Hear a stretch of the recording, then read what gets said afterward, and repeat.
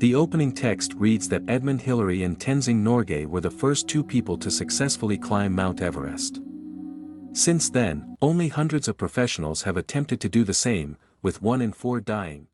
Set in the year 1996, Rob Hall gathered his team, Adventure Consultants, to go ahead and climb Everest themselves. Rob meets with his team, including experienced climber Beck Weathers, Doug Hansen, Yasuko Namba, and co-guide Andy Harold Harris. Together, they plan to embark on what they hope will be a successful and adventurous expedition. 6 weeks before the initial climb, Rob and his team are in New Zealand ready to depart from the airport. He's with the manager of the base camp, Helen Wilton, and his friend/co-worker Guy Cotter. Rob informs his friends that he booked journalist John Krakauer to do an article on them, which he was going to do for another expedition team, Mountain Madness.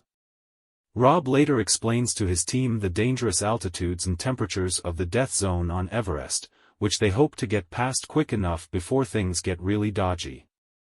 Before boarding the plane, Rob says goodbye to his pregnant wife January. Rob promises to return home for the birth. Jan later sends him a message to let him know that they'll be having a girl. The expeditions make it to the bottom of the mountain before heading on up toward the base camp. There, Rob runs into Scott Fisher, the leader of Mountain Madness. He's a bit peeved at Rob for getting John to move to their expedition, but is still on fine terms. Later, Rob introduces the team to the camp's Dr. Caroline Mackenzie. She and Rob remind the climbers of the lack of oxygen at the top of Everest, as well as the dangers of hypothermia and hypoxia. We see clips of climbers succumbing to the cold and dying. Beck calls his wife Peach from the base camp after he forgot to send her a message for their anniversary. She doesn't like him climbing mountains and has stated that she'd divorce him if he ever climbed another mountain. He didn't listen. Adventure Consultants and other expeditions move from base camp to Camp 2. They walk across a fixed ladder acting as a bridge hanging over a crevasse. Huge ice chunks break off and slide down under the weight of all the climbers, causing the ladder to shake, making Beck nearly fall over. He hangs on for dear life and is guided by Rob the rest of the way over. Facing some concerns, Rob suggests to Scott that they join their expeditions together to get to the top safely, and to ascend at a later date. Scott is hesitant, saying that he and Rob have different styles, but he ultimately agrees to the union. The two meet with their teams later to state that they plan on having 8 oxygen tanks at the top. Scott's guide, Anatoly Bukriv, says he won't use oxygen. Rob urges the rest of his team to use oxygen. The AC team gathers in a tent at night to discuss why they're climbing. Doug says that he wants to prove that an ordinary person can do the impossible. Yasuko wants to be the oldest woman to climb Everest. The teams encounter problems on their summit, such as several climbers beginning to fall ill, like Doug and Scott, Beck having trouble seeing due to a surgery he had a year before, and no fixed ropes over the south summit, forcing some climbers to turn back. Beck stays behind on the southeast ridge. Guy, who is scaling the mountain next to Everest, observes Rob and company from his POV and contacts them to make sure they're okay. Finally, some of the climbers start to make it to the very top and mark their spots on Everest. Anatoly is the first to touch the top, and Yasuko puts a Japanese flag on there. Rob contacts Helen back at base camp to inform her and the team that they made it to the top. She and the rest of the camp cheer the team on. Doug is still climbing, despite his health rapidly deteriorating and his oxygen levels dropping. Rob runs into him on the way down and he insists to Doug that it's over and that he gave it a good run, but Doug is not yet satisfied and decides he wants to keep climbing. Moved by his determination, Rob guides Doug to the top. A huge blizzard starts moving toward Everest, spelling trouble for the descending climbers. Rob and Doug get hit as the storm hits the mountain, forcing them to take cover.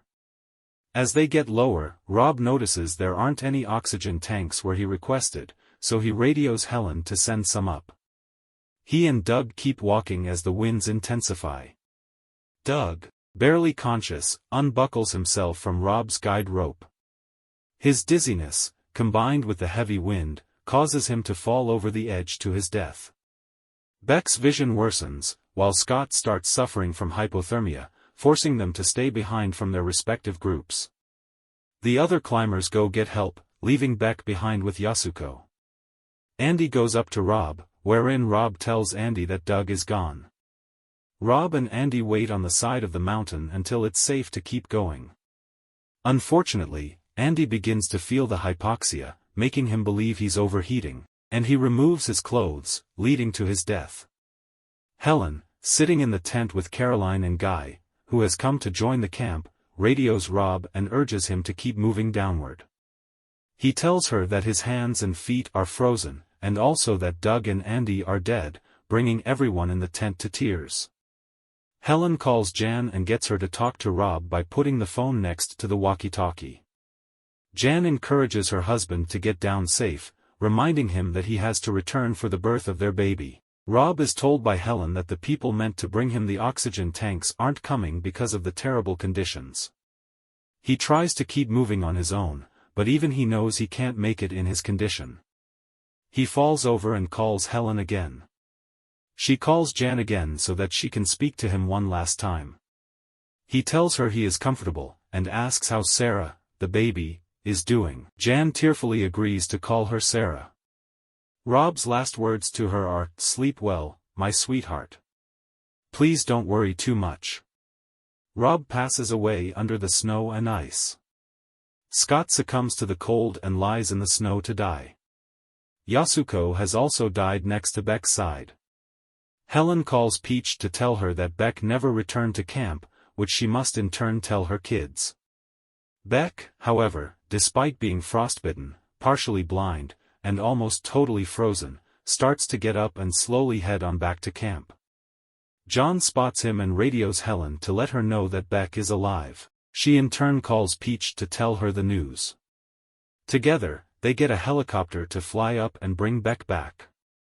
The helicopter is almost brought down by the winds and extra weight, but they succeed in bringing him down where he gets heated up. Helen and the other climbers return home. They are seen meeting Jan at the airport and tearfully hugging her. Beck also returns home and hugs Peach. The last shot is of Rob's body, frozen and almost completely covered in snow. The final text states that Rob's body is still up on Everest alongside the others that perished. We see photos of the real Rob Hall, Doug Hansen, Andy Harris, Yasuko Namba, and Scott Fisher. Beck Weathers lost his nose and both hands due to frostbite. Jan Arnold gave birth to a girl, whom she named Sarah. We then see a brief video clip of the real Sarah Arnold Hall. Thanks for watching. Please like and subscribe.